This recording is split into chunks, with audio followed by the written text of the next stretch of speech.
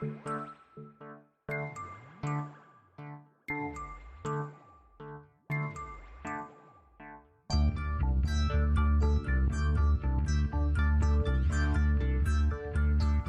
is Continuum Drag, a weekly podcast revisiting television sci-fi, fantasy, and everything in between. This week, Other Space, episodes 3 and 4. We've been infiltrated twice without difficulty. Our minds have been exposed. We're in a very weak position. So I suggest we submit. Offer up our most private places. Every last one. What's that? I suggest that when the alien next appears, each of us thinks of his or her most shameful secret, so that the creature may sift through them for his voyeuristic pleasure. We must also offer ourselves up physically. Are you familiar with the primate custom of presenting? No. Show me. Well, I'm not in heat and my genitals aren't engorged, but if I were to arch my haunches... Oh, stop. No, we're not doing that. Have a seat. Welcome to Continuum Drag, the podcast getting kicked into space. I'm Luke, here with my co-host Jordan. What's real, Jordan? There's nothing that's real.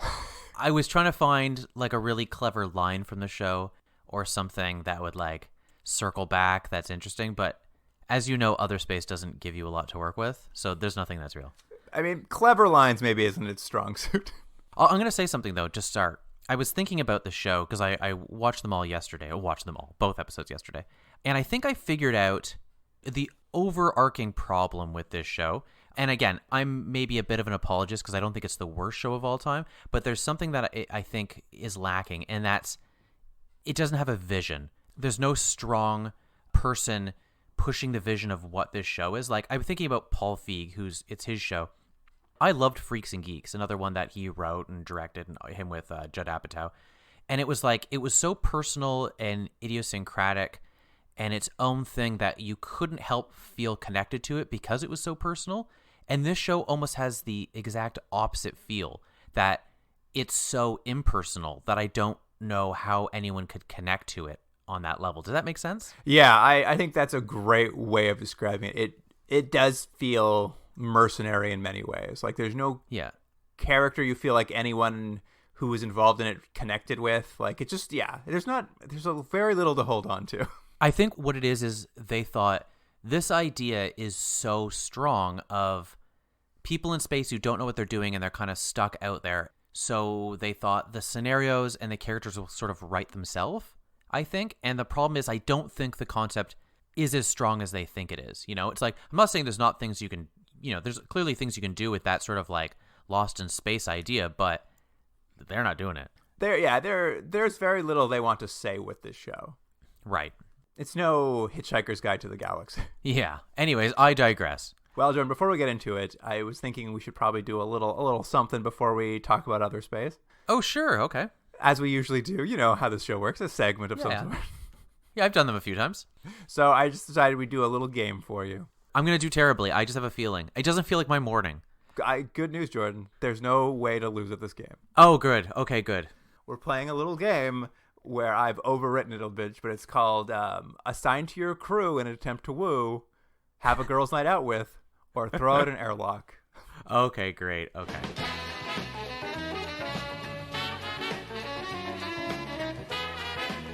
You know, it's Marry, Kiss, Kill, basically.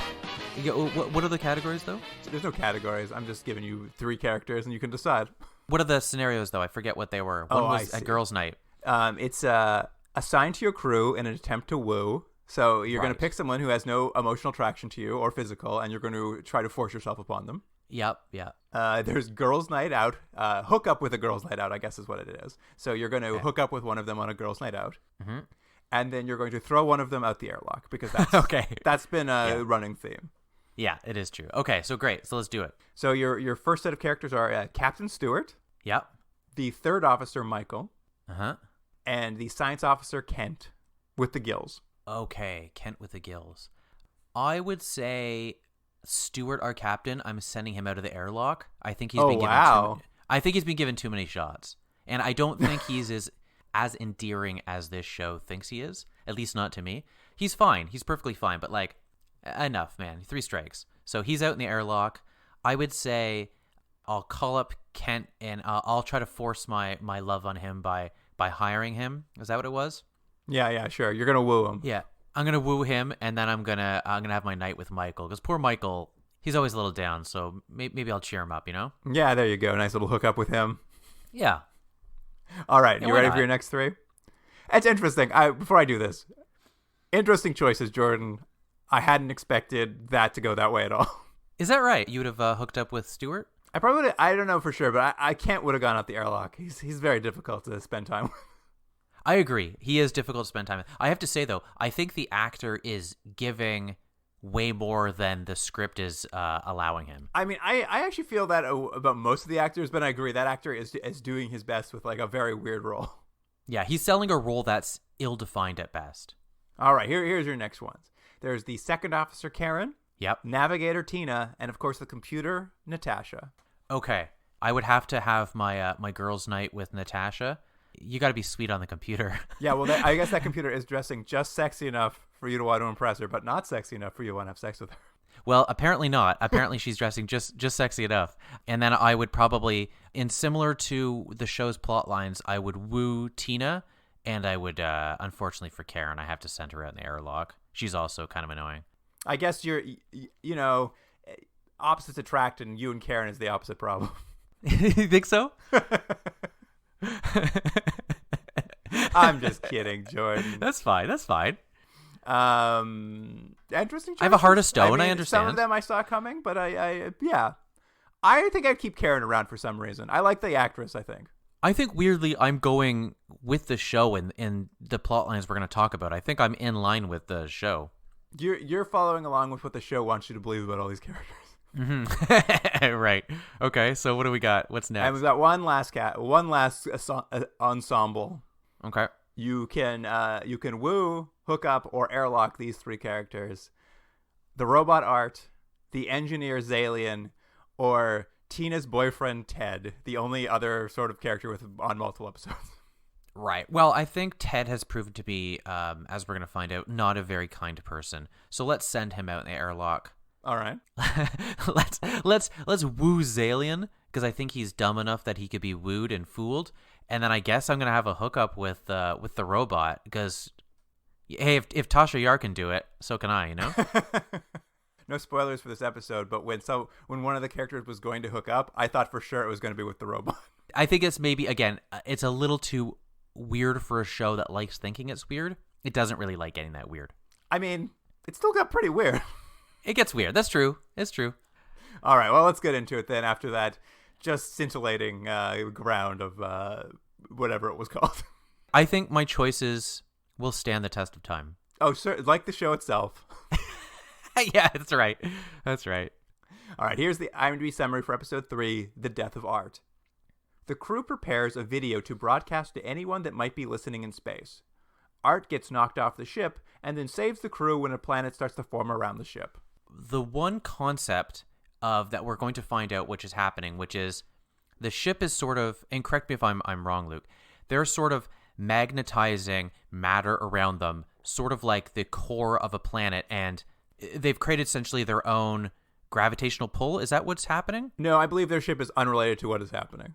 Is that right? Yes. I assumed what it was they're in a part of space where just something weird is now happening because they're not supposed to be there, and the gravitational pull has started creating. Something weird is there is an explanation for it midway through the show where they try to explain it, and someone's like, "Does that make sense?" And they're like, "Shut up." Like, because they I don't remember. Themselves know that doesn't make any sense. Because I actually thought that was kind of an interesting idea, the idea that you could weirdly start making your own planet based on your own gravitational pull, which I don't know if I've seen before. I could be wrong, but my understanding is that the ship is entirely unrelated to what is happening. Well, then I'm not as interested. What basically is happening is when it starts off, the ship is floating through a dense particulate cloud, so they can't really see anything in space. They're not 100% sure where they are. And the crew is basically bored because there's nothing to see or do. And they drop this little plot thread so they can come back to it later, that they can't really triangulate their spot in space to get out of the cloud because there's no satellites to triangulate their location off of. There's a long explanation just because I'm sure this will come back later. And there's the whole thing of, which I didn't think worked at all. They have, for whatever reason, and this is probably one of the issues the show has with their setups to their joke, as they have Natasha the computer in quote unquote snark mode because for whatever reason she's being snarky, and they're like, and the joke is they're like, oh, Captain, you accidentally pushed a button and put her into snark mode. And look, that's the joke. In real world, why would you ever have a snark mode? What would that ever be used for? So I just don't think it works. Like, do you know what I mean? Like, I know that's being picky about a joke, but it would only be funny if it made sense in their world. That's the nature of the show. It's not based on any in-world character development or comedy. It's just like, what's an easy joke we could smash in here? Yeah. So anyways, you have to have the poor actress be snarky for reasons, and it doesn't mean anything. Yeah, she's a bit jerky. And they're like, why are you so jerky? It's like, you push the snark mode button. Wah, wah. Now, we should do a thing. Every time there's a joke like that, we discuss, is it more Comeback Mrs. Noah or is it more Quark? What do you think about that joke? I think that joke was more Quark. I agree with you. I think it's more Quark. It didn't have the, like, tonality of a robot chicken. Yeah. Anyway, they're so bored, and Captain Stewart basically comes up with an idea, which is like they've had 2 recent alien attacks on the ship, unrelated alien attacks. A goo monster impersonated a crew member, and then, like, I don't know, light aliens appeared and like tried to get them to throw themselves into the airlock, whatever. Mm-hmm. So he's just like, what we should do is create a message to broadcast out of the ship to just tell anyone who might be near us about us. Yeah. Which is a terrible idea, number one. Well, I mean, they do have the tiniest debate about it, where the crew have different opinions on what the sort of message is going to be, which is the sort of the one of the plots of the show. But you think it was a bad idea to broadcast that sort of thing out? I mean, I would say this: if I showed up in a place and in my first 48 hours, 2 separate things tried to kill me, I'd just try to keep my head down. Yeah, fair enough. I wouldn't actively be like, hey, look over here. I don't know if I think it's such a bad idea. I think it's good to have it ready. I don't know why you'd want to broadcast it immediately. I think maybe if you come in contact with something, then you broadcast it. Maybe that's my concern, is that he just wants to broadcast it on repeat. Right. But yes, you're right. Basically what happens in this episode, and the crew's going to split into 2 teams. Captain Stewart, Tina, and Kent are going to go make up a message to send to aliens. And then Karen, Michael, and Art are going to reset the Ansible antenna so that they can send that message. Right. And of course, the antenna was knocked out of power and needs to be reset on the outside because Art has magnetic arms and was using them to just pull boxes for fun. So it's a weird setup, but they basically had Zalian and Art are sort of bored, and they're kind of, the joke is they're kind of like stoners, kind of. Yes, basically. They're man children. Even though one's a robot, and they're using his magnetized arms to pull stuff, and somehow that has messed things up in this ship. It's like, all right, sure. Onward with the plot. Yeah, exactly. Yeah, it's like don't spend too much time thinking about it. So let's talk quickly about that first team up, a message to the aliens. And you're right. Basically, what it is they're like, we do have a standard message we could send out, but it's from a very old standard message that UMP built back when they were owned by Monsanto's. And the joke there is it's mostly propaganda for GMOs. Yeah. Very funny joke, right? You were rolling in the aisles. It was a bad one. Even for the show, it's just like, guys, it's not that funny at all. So they discuss what they're going to do because they... Hold on quick. That joke's a Comeback Mrs. Noah joke. That's a comeback? Sure. That's a Comeback Mrs. Noah joke. Sure. I like it. Yeah. They love stuff like that where they were like, let's see what England looks like, and it'd have like... It'd be like there was a lot of Saudi talk Arabia. about oil companies in Mrs. Noah, so you're right. This would be up that alley for sure. Yeah, you are correct. So they get together. They're going to make this message. The one thing that was kind of fun that they didn't do anything with was they're like, how are we going to send a message to aliens? And they're like, oh, we've got this sort of universal translator device, which just turns any message into a series of shapes and emotionally relevant colors. Mm-hmm. Which was kind of a weird, funny concept they didn't do anything with. They was just like, it's there for one joke where they take it out and they're like, see, here it is. And they're like, say boobs to it, and it just makes a random shape and color. And they're like, oh, it works. I'm like, okay, I guess that's a joke. Yeah. It was, again, some of the technology is kind of interesting on this show. Like, I actually like the little piece of glass that they have. That seems to be like the computer screen's like a piece of glass that people use, but they weirdly don't use it really. They have more time needed for kind of gags. Yeah. It's not about the tech. It's about saying boobs. Yeah, that's true. It is about saying boobs. Anyway, and these three on this team, they disagree on what the message to the alien should be. Captain Stewart, of course, wants to send a message of peace, but Tina, she feels like they should do a show of force, some sort of message that shows they're very strong and should not be attacked. Whereas Kent goes the opposite of both of them and thinks they should send a message that's just an act of submission. Yes. He has a sort of thing like he wants to give their deepest secret, and essentially like he shows them they should like present themselves like in the animal kingdom sort of thing. Yes, these are the jokes, and that's the argument they're having. We get a lot of back and forth about them going to record their own videos, blah blah blah. We'll come back to that in a little bit because the other team basically has to send Art out to reset that antenna because he broke it, and because he's a robot. They're like, you go out, you do the spacewalk, you reset it, save us all the trouble. But he goes out there, he resets the antenna, but he gets himself wedged between a thing and another thing.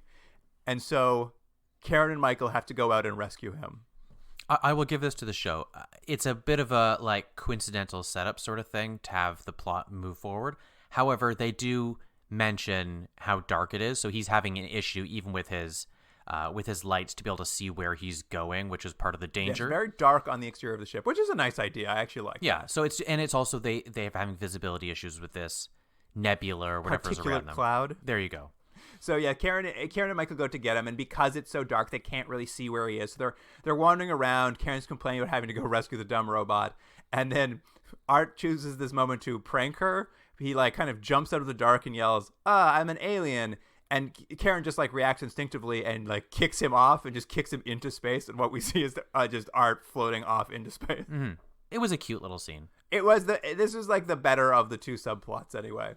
And basically for the rest of the episode, Karen is very distraught about killing Art. And Zalian, who didn't come out with them, is wondering what happened to his best friend. And Michael's put in a position where she's constantly having to lie to Zalian about Art being in the bathroom because Zalian's so dumb he doesn't think about it. Michael lies about it, not Karen. Sorry, Michael. I apologize. These names are all like a mush in my head. Michael kind of feels guilty about it. Well, they both feel guilty, but Karen sort of just goes quiet, and Michael sort of keeps making excuses, and the main one is that he's just in the bathroom. And Zalian, being the kind of brain-dead guy, is like, sounds good to me. Yes, thank you. I have so much trouble with this. Even when I do my notes, I'm perpetually swapping Tina and Karen around while I'm watching it. I do the exact same thing. So my notes, I always have to go, oh wait, I wrote the wrong name down. For whatever reason, these just names are so bland and so indistinct from one another that it's very hard to remember. Every time I write down the computer's name, I write down Vanessa, and then I'm like, that's wrong. I have to go back and try to figure out what her real name is. I'm like, all right, Natasha. We should have come up with just better names. Zalian's the only one that's easy to remember. Absolutely.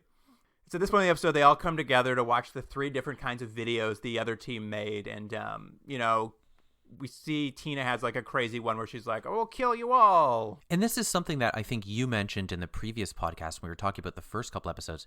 This is an issue that I think it started to show the seams of the show a little bit more, at least I feel, in specifically this episode, which is you take this promotion, and Tina's is essentially like a wrestling promo. Mm-hmm. It's that sort very of like... metal. Yeah, very like, we're going to take you and break you over our knees sort of thing. We have guns and all this. Fine. It's cute. It's not particularly funny, but it's not bad. However, we've never seen this as a character trait of Tina before. So it just felt like they needed one of them to do that, to have that type of message. But any of them could have done that. It would have made just as much sense because they didn't see that at all. And I think it's an issue with this show that we've said before is that the characters will do and say things not because it makes sense for the character, but because either it's a part of the plot mechanic or worse so, it's just a joke that doesn't really go anywhere. And so you have these characters that get even more ill-defined. Like is Tina into big-time violence and being aggressive? She is now. I didn't know that. She is now, but she won't be the next episode, right? So it just was like, guys, this is just, it ends up being weird and lazy. Yeah, I mean, Kent's video of submission is a little more in character since it's creepy and sultry, but... I'll give him that, but that's, yeah. Anyways, it's these weird inconsistencies hurt the show. But the key of this scene is both of their videos end just coincidentally with the characters making some sort of statement about being thrown or kicked into space or into the void to die forever, which is just basically to trigger Karen over her guilt over killing Art because she hasn't told anyone yet. And she finally just breaks down, tells Zalian that Art's killed, and Zalian is so distraught by the news that his best friend Art was killed. He basically runs outside of the ship without his spacesuit on to try to find Art. and he doesn't immediately die, and they're like, oh, that's weird. At which point the computer Natasha comes on to explain that an oxygen-rich pseudo-atmosphere has formed around the ship, and she didn't think to mention it because oxygen doesn't mean anything to her. Again, it's a joke, but it's like, so she's an incredibly ineffective computer? Yeah, you can't count on her for anything. Yeah, so it's like, okay, great. I'm glad she's there as a character. But this is the moment when they determine, like, because this weird oxygen environment's formed around the ship, they start talking about how, oh, apparently this particular cloud is actually a planet that is forming at this exact second, just happens to be happening outside of our ship. And now that we realize it, we have to get out of here, because if we don't get out soon, the planet will form around us, crushing us inside of it. Yeah, they'll become the core of the planet. Again, I think that's a cool concept and a cool premise for an episode that weirdly is almost given the, like, it's almost like the third plot of the show, right? Like, you have Art kind of going missing, you have them coming up with a message for aliens, and then this is sort of like an afterthought where I'm like, isn't this the setup for interesting scenarios? Captain Stewart realizes that if a planet is forming around them, that means like there's a bunch of matter orbiting this area because the great gravity is pulling it all together, which means Art is probably still floating out in space somewhere. He's probably orbiting them as well. So he uses this to radio Art, and Art's just like, hey, yeah, I've been here the whole time floating around. And they're like, oh, great. Art can act as a satellite to help us triangulate our position and get out of the way of this planet that's forming right now. Mm-hmm. Am I wrong? And because he has this magnetic ability, he's able to magnetize objects to him? I mean, that's part of that. That's like step 5 of a series of steps that they go through here. Because they're like, oh, now we've triangulated our position. We can, using satellite Art, we can now fly away from this forming planet and not get crushed. Except they realize, oh no, there's so much gravity here now. The ship is too heavy to escape the pull of gravity. So they all band together, and Zalian is forced to eject all the fuel on the ship to lighten them up, to get them enough power to get out of there. Right, I forgot about that, right. And once all the fuel's removed, which I don't understand how they're going to escape with all the fuel removed, but whatever, they're like, oh no, we're still too heavy even with all the fuel ejected. And Art at that point says, oh, what if I use my Magno arms to pull the planet that's forming toward me and that'll move it out of the range of it. And what we get is like audio of Art pulling the planet toward him and then getting crushed inside of the planet as it forms. And the crew is saved by Art's sacrifice. Right. But it never ends, Jordan. It never, ever ends. And, let me ask you, at this point, did you think Art was going to be dead, the character? No. I didn't either. Like, why would they kill Art? Right. It's episode 3. Zalian is so distraught by Art's death. The crew all gathers around to comfort him, and he's like very sad about the death of his friend. And he's like, well, there's nothing left to do, I guess. And he just pulls out a really big box that's sitting next to him. And the second you see it, you know what's inside. Yeah. He like pops it open. There's just another Art inside. He explains that all of Art's thought impulses are automatically backed up on the ship, and that there are apparently dozens and dozens of Arts just like stored all over the ship. Wasn't he a stowaway 2 episodes ago? They just have decided that the ship has a bunch of cargo we don't know about, and it's Art. And it leads to maybe the best joke of the whole thing is Karen, who has basically been so guilt-ridden over killing Art, and like she's like risked her life a few times as a result of like the guilt she's feeling over Art. She's just like, wait a minute, like I've been feeling this way all day, and Zalian, you've just had Art in a box. He was fine this whole time. There was really no problem. And they're like, yeah, I've got dozens of him around the ship.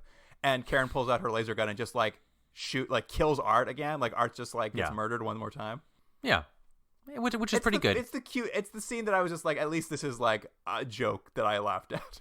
Yeah. And the episode kind of comes to a close with them sending off a compromised video, or watching a compromised video they made to send to aliens. And basically they decided to focus on a message of peace, and they cut together, they used the GMO footage they joked about earlier, so you get to see like a really big cow or a big pumpkin. So you kind of see whatever the GMO footage was, but then they show the crew saying, we come in peace. Yeah, and then this kind of running joke, which I would argue is one of the weakest jokes, and it's the whole character of Michael, is that he's sort of underappreciated and undernoticed, and he's sort of just so bland that no one cares about him. And they realize that when they've put together this package, this video, he's not in it at all, even all the shots of the crew. And then they're sort of like, but you're here with us in our hearts. And he's like, that's enough. And I was just like, this joke has run its course. It's enough. not particularly funny. It's because there's so few people on the crew that it just like, and he's in almost every scene. Like, it just doesn't feel authentic. I just don't think it's enough of a joke. It's a beginning character point that he's underappreciated, but like, that's it. That's all you need to know about the character. And they don't know what to do with it. So every scene he comes up and he's like, wah, wah, and that's it. That's a great episode, eh? You loved it, every minute of it. This was probably, of the 4, this was my least favorite of the episodes. All right. Well, let's get into the next one then. Here's the IMDb summary for episode 4, TED Talks. So the planet is growing too dense for our extraction equipment, so our window is extremely limited. We have 12 hours to drill in and extend our microfilaments. Once we extract all the ore, we'll have the auto thrusters go down and collect the container, bring it back onto the ship. And while I'm doing this, I need a full concentration. Okay, so no distractions, no talking to me, no talking around me, no baking. Do not be smelly, do not be ugly, do not be fat. Tina finds a way to get dumped by her Earth-bound boyfriend despite having no contact with Earth. The ship turns out to be infested with spyware, but not in the way you would think. Yeah. It's true. It's not in the way you think. What a summary. I loved it. What a summary. There's a weird bit of... I mean, this whole thing is somewhat serialized, but this episode is more so than you would... at least more so than I would think, which is the plot of the last episode of them losing their fuel is the setup for this episode that they have to get the fuel back. What I love is this newly formed planet is like making at least a 3-episode arc in this series. In this 8-episode series. Hold on. I didn't realize that. Is the planet they're going down to drill, essentially, is that the planet that's just formed? You didn't catch that? No, I thought it was just a random planet. No, here's what happened is they say this off the top of the episode. They blew all the fuel out to escape last time, though it didn't work, so it was all pointless anyway. And that fuel, because of the forming planet, just happens to have collected in the newly formed planet under the surface, and they have 12 hours to drill down and get it before the crust of the planet becomes too hard for them to drill through. I'll be honest, I wasn't paying as much attention as maybe I should have because of the quality of the show. You just blocked out the opening of the episode entirely. I do know they make a couple like cheese jokes later to say how soft the Earth is. Yeah, they use cheese as an example to how soft the crust is right now. Mm-hmm. And the only person who can extract the fuel out of the ship, just like last time when Tina was discovered to be a warmonger, turns out Tina is also the only one who is capable of using the extraction stuff they have on the ship effectively enough to get it out. So they need Tina to do it.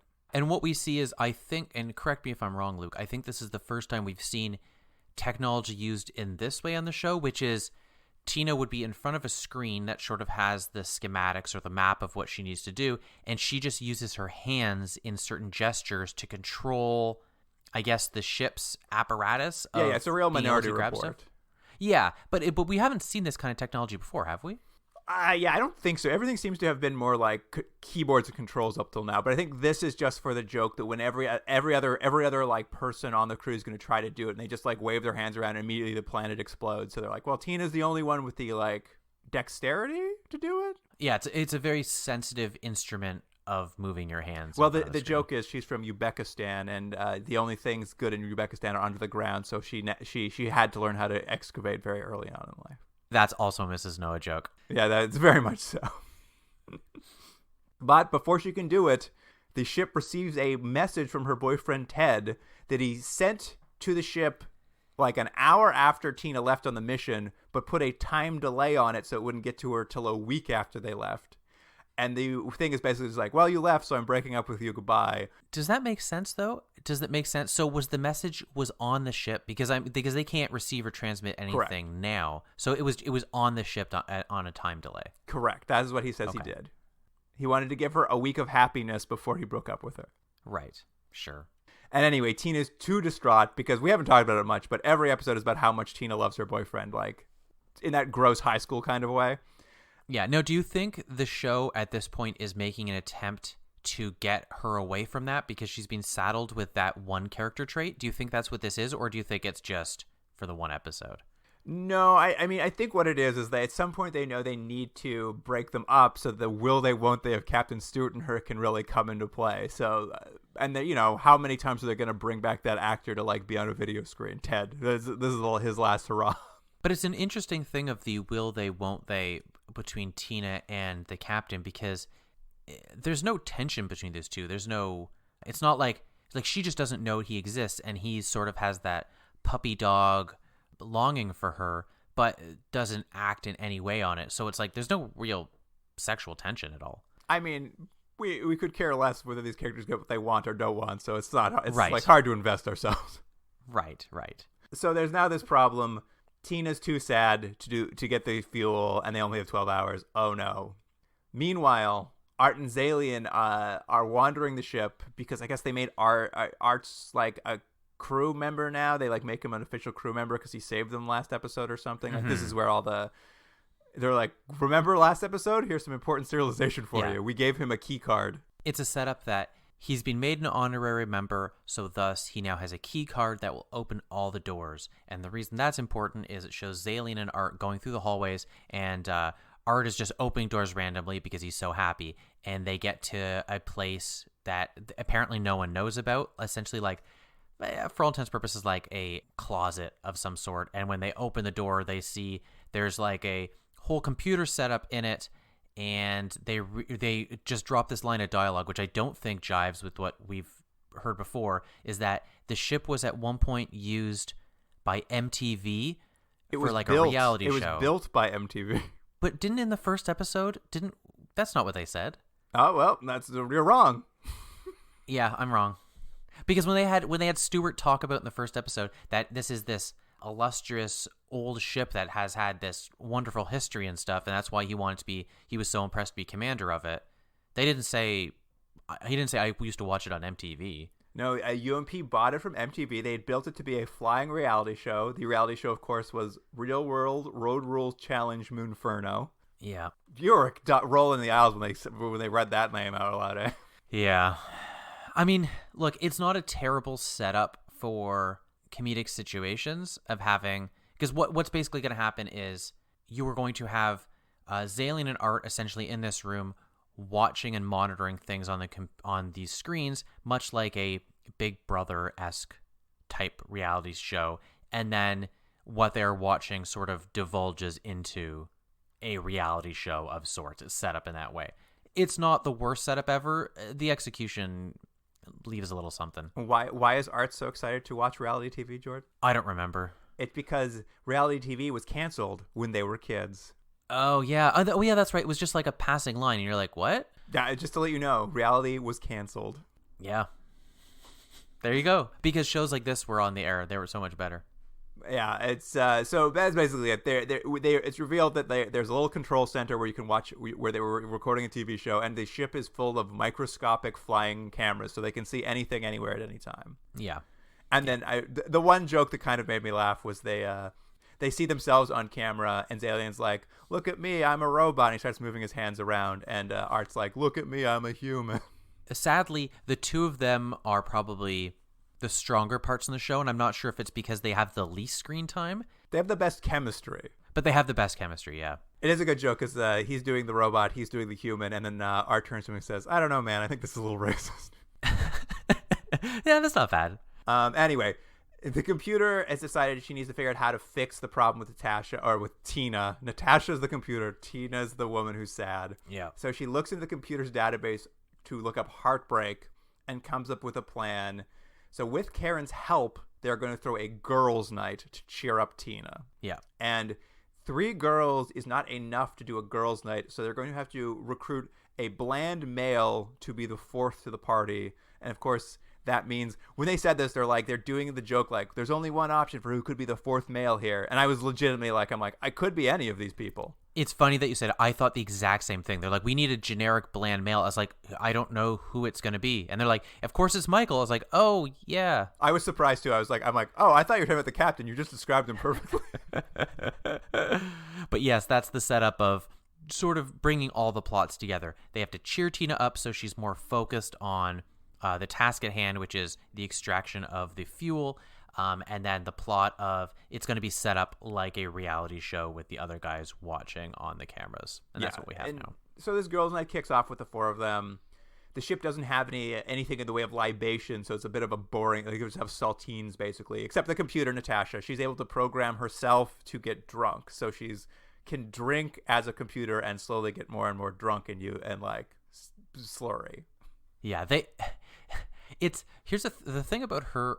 I have nothing against the actress. I think she's doing what she can. They haven't given any thought as to what the computer does and doesn't do and what its function is and how it works. So it becomes this. It almost is a hindrance to the show to have her as a character because they don't know what to do with her as a computer. They're like, the computer gets drunk. You're like, but why? What? That doesn't make any sense. There's more jokes you can do. So funny. They're all gonna get drunk. You know what I mean? It's just like funny. It'd be like if on Star Trek every episode they had to have Data act wildly different based on the plot. It's like, well, no, it doesn't make sense anymore.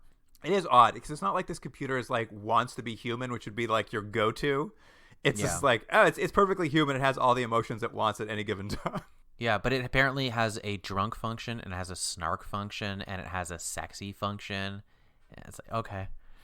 But because they can't because the girls' night doesn't have any drinks, it's a little boring. So Art uses the reality show tequila protocol, which results in, like, I guess there's secret tequila hidden all over the ship. So a bottle of tequila pops up, and the people at girls' night are capable of now getting very, very drunk. Mm-hmm. Which is a lot of people just like most of this episode is the cast acting drunk. Right. Now, which is the worst thing on TV. Hidden tequila coming out of the ship. More Quark, more Mrs. Noah. Mrs. Noah for sure. Yeah, agreed. The reality show part, though, is probably more Quark. Well, I mean, they predate. They both predate. It predates that, but but I feel like it fits more that show. Yeah. Anyway, the girls' night still isn't cheering Tina up enough for her to like properly do her job, I guess, or something. I don't know. Well, the problem, Lucas, it's a weak setup because the point is they're like the girls' night's the only way to make her forget about how sad she is, so she'll perform her functions better. But there's nothing we see about the girls' night actually does that. So it just the premise doesn't quite work as a structure of the show or in world. Well, that's why they have to escalate, Jordan. So the new escalation is Girls' Night decides the only way to get her out of this funk is for her to hook up with a crew member tonight. Yeah. Yep. And so while they're coming up with this idea, it's like, oh, she needs to hook up with someone on the crew. We cut to Michael and Kent, and they've been hanging out. Kent's decided they should have their own boys' night if there's going to be a girls' night, and they've been watching, I guess, futuristic Pixar movies. I believe it's called Boys. Mm-hmm. To which I believe one of the jokes is they just have a fake Pixar song called Boys playing, and I guess you're supposed to laugh at it. I don't know. I didn't find all that funny. Yeah, it's just sort of like this is what these kind of movies sound like. That's all it really was. Yeah, and there's like some sort of subtext in the song that like boys are in the future. Boys are the underappreciated sex, I guess, is the joke they try to make. Sure. I don't know. Sure. It doesn't make any sense. It doesn't land at all. Yeah. Oh, the only thing that's kind of interesting about it is that Kent is projecting it on like what it looks like, essentially like a slightly larger ball bearing, and it projects the movie. And you have to like, I don't know why you'd have to just hold the thing forever, but that's how the movie's projected. I was like, okay, there's some technology. Remember that TV movie we watched where all the computers were like all the things were Pogs? We used Pogs to like they were the little computer discs. In this world, they're marbles. Are the computer discs? They're marbles, yeah.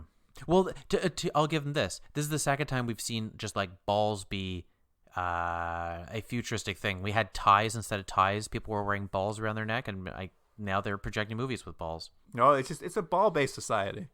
Which again doesn't. I don't know why you would you'd use that Minority Report sort of technology for excavation, but whatever. Anyway, at this boys' night, Kent suggests that the only way to get Tina back to fighting form is that really she doesn't need a girls' night.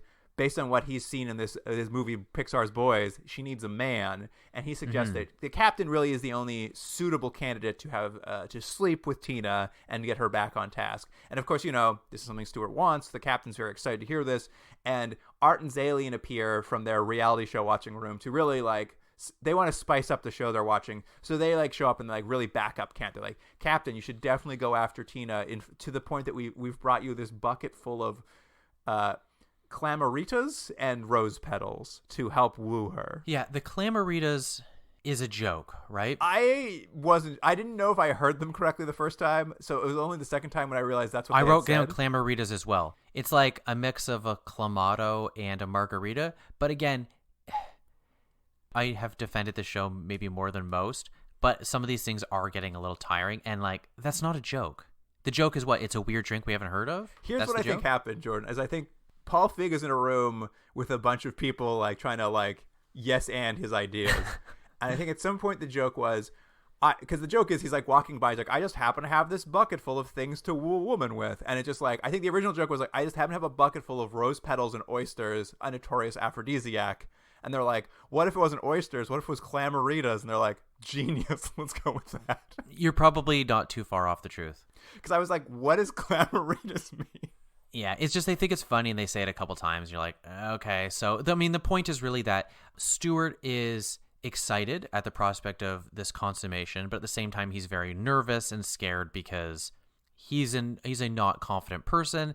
And this is, I'm assuming, not the way he had envisioned their relationship would go. And now he's a little nervous that he might make it happen.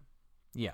We cut back to the girls' night where they really tease us with like something where we're like, oh, I can't believe we're not going to know who she's chosen, because her and the computer Tina and Natasha have decided on who Tina's going to hook up with. Yeah. So they leave the girls' night, but they don't tell us who it is.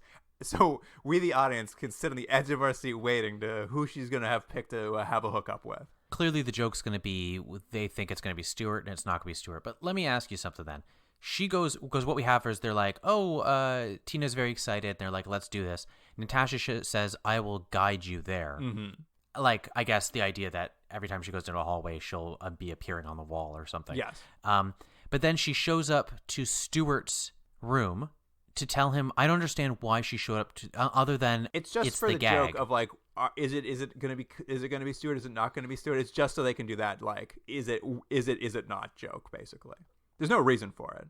Yeah, well, that was my point, because it's like she basically shows up and is like, "Hey, I can't wait to hook up with someone," and he's like, "All right." I did like this joke though, because she shows up and she's like, "I am so horny." That's what she said. She's like, "I'm so horny," and so it's like, it's happening, and he gets down on one knee and pulls a ring out to propose to her.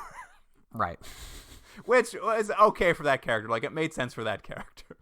But what we find very quickly is something that I don't know if it makes sense, and I shouldn't say that. Clearly it doesn't make sense, is that she's like, yes, it's going to happen, and Natasha has unfrozen this Amish man who will be the person I'm going to have sex with. And he was there for the reality show? Yes, what it is what we see. He's like, well, see you later, Stuart. I'm gonna go have sex with this frostbitten Amish man who just stumbles into the scene out of nowhere, where you're just like, what is happening? But let me ask you this about the Amish guy, because later on they're gonna say like he was confused, he doesn't know what happened and stuff. So I'm assuming what we were supposed to know is in the future the Amish still exist, and the Amish are still a culture of people that do not believe in technology, so they would still be using 1800s sort of machinery or stuff. So they kind of mentioned that he doesn't even know what a ship is or where he is or what time and stuff. And I'm like, so did they take him from the past, or did they take him from I think you've now? I think you've misunderstood the show, because I don't think they're saying that at all.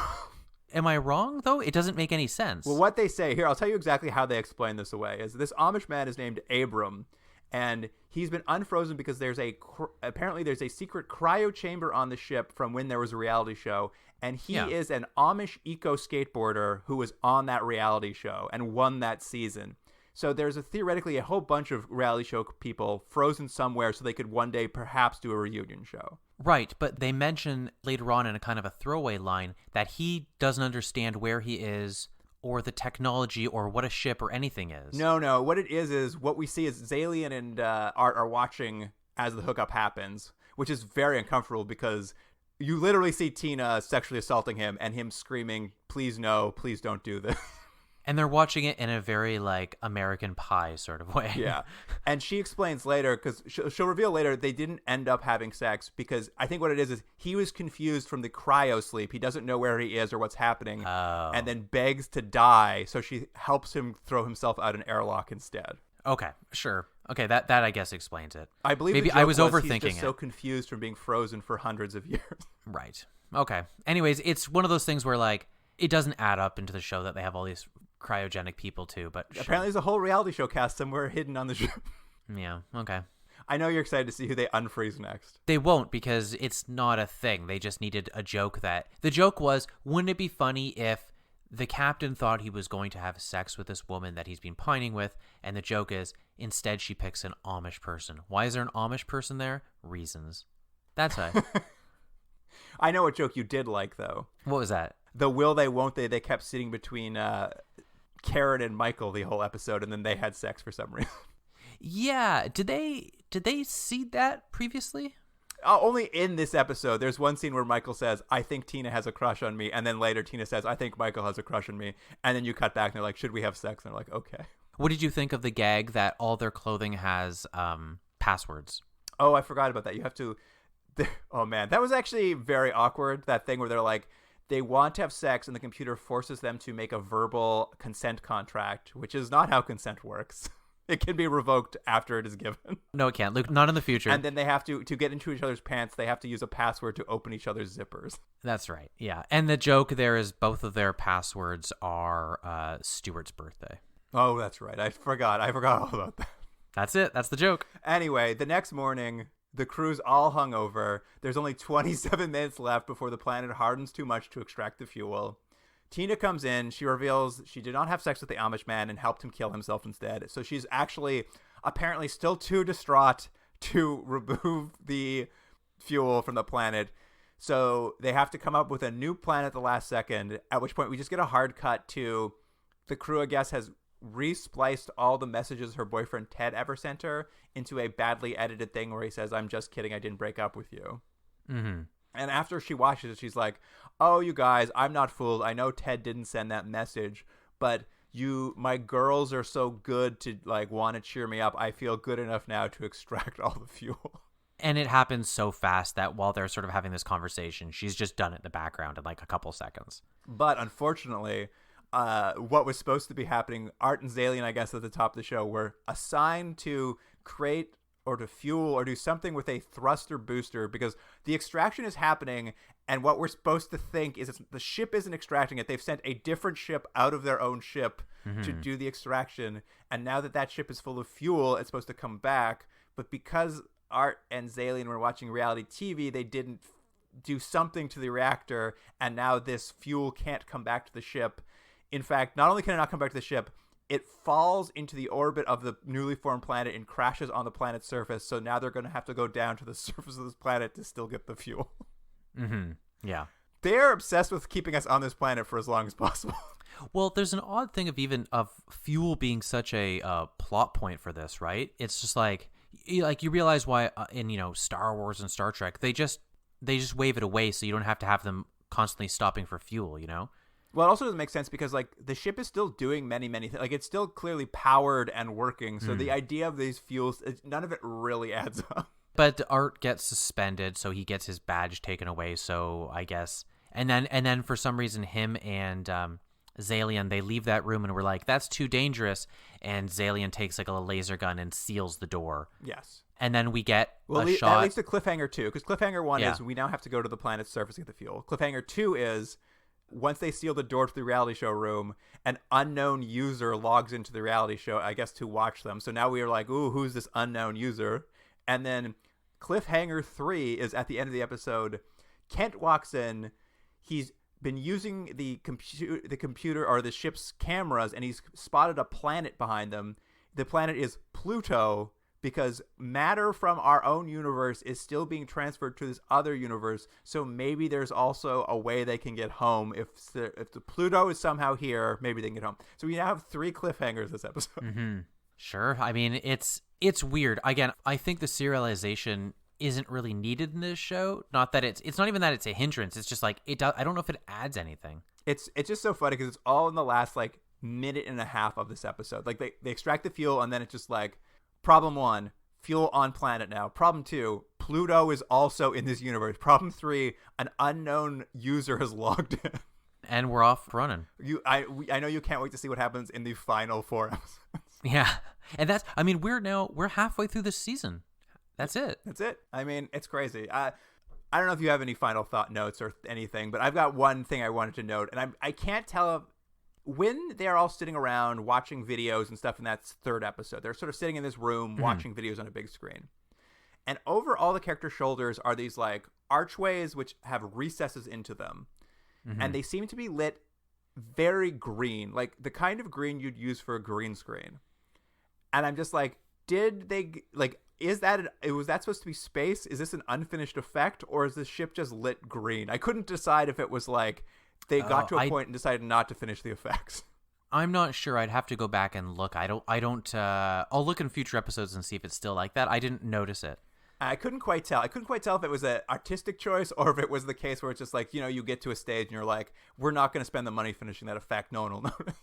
I'll tell you, mentioning that though, and again, it feels weird to be overly critical of a show where the intention is not to be a science fiction show. That's the setup. But 4 episodes in, I don't really get what the geography of the ship is. Oh, yeah, I don't think we'll ever will. Because when you see the outside of the ship, it looks actually very similar to what's it, Slave One, whatever Boba Fett's ship is in Star Wars. It has that same sort of like, looks almost like a blue whale sort of like roundness to it, but this is much bigger. And clearly they want it bigger because you want to have rooms they don't know about and cargo holds and all this. But I don't understand, because when you look at the bridge, it looks so tiny, and then they have these tiny hallways, and all the rooms seem very condensed. So I don't know what. I just don't get what the ship is. The ship is hilariously filled with guest stars we haven't met yet. I guess it's very similar to like a Super Train or something like that, where their hope is actually saying that Super Train had more geography. Super Train had more geography, and structurally, in terms of an actual TV show, I think it made more sense to have guest stars than this one does.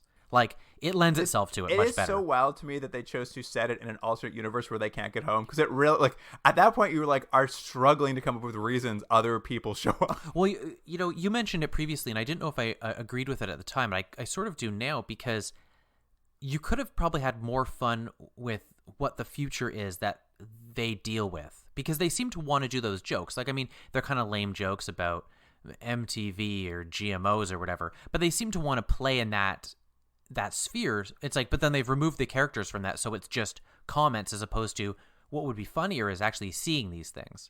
It's so weird too, because like, you don't need them to be lost in space for them to have weird space adventures. Just have them go to the edge of known space and you're all set. Anything can happen. I have a feeling they're gonna get back in the end, last episode. They'll get back what they think is back, but it's altered in some way or something like that. Here's what I think's going to happen. I think there's going to be that tease of like, oh, Pluto's here. Maybe we can get back to our universe. And the season's going to culminate in them doing some massive plan to get back. They botch it, and they pull the entire universe into this one. So now you both have the alternate universe and their universe. You could be right. Anyway, Jordan, what do you want to give the first episode as a rating, The Death of Art? I'm still going to be a little bit forgiving on this show. I don't know why. It's starting to wear on me a little bit after 4 episodes, but this was my least favorite episode of the show. I'm going to give this one a 4.5 out of 10. 4.5. I would say this week, I guess because we watched last week, I obviously did not enjoy myself last week at all. But I guess maybe it was easier to watch this time around because at least I knew what I was in for. So I didn't feel. I mean, it was still awful, but I didn't feel as like it was like quite the struggle it was last week. Mm-hmm. But it's still a 2. I don't think the show can ever get above a 2. Okay. And for episode 4, I thought it was marginally better. I'm going to give it a 5.5. 5.5. Yeah. Again, it just felt like a 2 to me. I love this. This might be the first time you've only ever given 2s to something. Every episode I watch, I'm just like, this is really, really bad, but it has like 2 jokes that are okay, or like it has like a couple ideas that are okay, and like it always just I finish watching every episode, I'm like, that's about a 2. Yeah. It's consistent, Jordan. It's consistent. Yeah. I tell you, it's such an odd. We've compared it now many, many times to the other 2 sci-fi comedies, Quark and Come Back, Mrs. Noah. And in some ways, those shows had a much more concrete idea of what the show they wanted to make was. I'm not saying they're better quality. I'm not saying the jokes are better or it's aged better, but I think the people knew what they wanted to do. You know, it's like, hey, I'm going to tell a really bad joke, but they know how to do it. This show, it seems like they're waffling as to what they want to do at all times. I think you nailed it off the top. I think you're right. I think its biggest flaw is not its biggest flaw. There's many flaws. It lacks a point of view, so you just like it doesn't feel like anything. Yeah, and there's again, characters change depending on what the plot is. Character motivations, the relationships between the two of them. It's in service of jokes, which isn't such a bad idea if the jokes were better, but because it's so impersonal, you just have flat jokes. So it just, like, again, we're coming and think you're never going to get above a 2 because you know it's not going to get any better. The show, after 4 episodes, has settled into what it is. Oh, I that's the one thing I feel about it. I'm like, it is very consistent. Like, I don't feel like any, like, I'm just every episode I'm just like, yeah, that's an episode of Other Space. Yeah. I don't think it's going to find its legs at any time. It's not going to like have a weird outlier episode where we're like, wow, that was something. I think it's just going, this is what it is. Yeah. I can't wait for them to go down to this planet. Placing bets right now, Jordan. They never leave the ship because there's like, they really don't have any intention of like spending more money than on the build of the ship. Mm-hmm. Will we see the planet, or will someone just go down and will we hear the audio of them on the planet? I think we'll see them on the planet, but I think it's going to be very similar to when Art and Zalian went out onto the ship. I think it's going to be a kind of a obscured cloud blowing sort of. They're not going to go on location. They'll set up they'll build something in studio. It'll be like 5 feet by 5 feet. Oh yeah, this is a 100% in studio show. Great. All right. Well, that wraps it up for this episode of Other Space Talk. I'm glad you turned into the Other Space podcast. We're halfway there. We only got 2 more podcasts on this show. Perfect. In the meantime, you can, of course, always email us at continuumdrag@gmail.com and say hello. Let us know your thoughts. Just, we always appreciate hearing from the listeners. Right, Jordan? Yeah. I want them to have to watch this show, too. Someone will watch it along with us, I think. Poor person. I feel bad for them. I know. It's our fault that this is happening to them. Well, I have to say, us, I'm cutting off here, but listening to us talk about it is, it's not tooting our own horn, but it's much better than watching the show. Oof, I wouldn't want to listen to us talk about it. I hate talking about it. I think it's better. On Instagram and Twitter, though, we will have some clips from the show, probably the best this show has to offer. So really, that's all you need to watch. Mm-hmm. The handle there is @ContinuumDrag on both those social medias. And that wraps it up. So, listener, thank you for joining us. And Jordan, I'll see you next week. I'll see you then.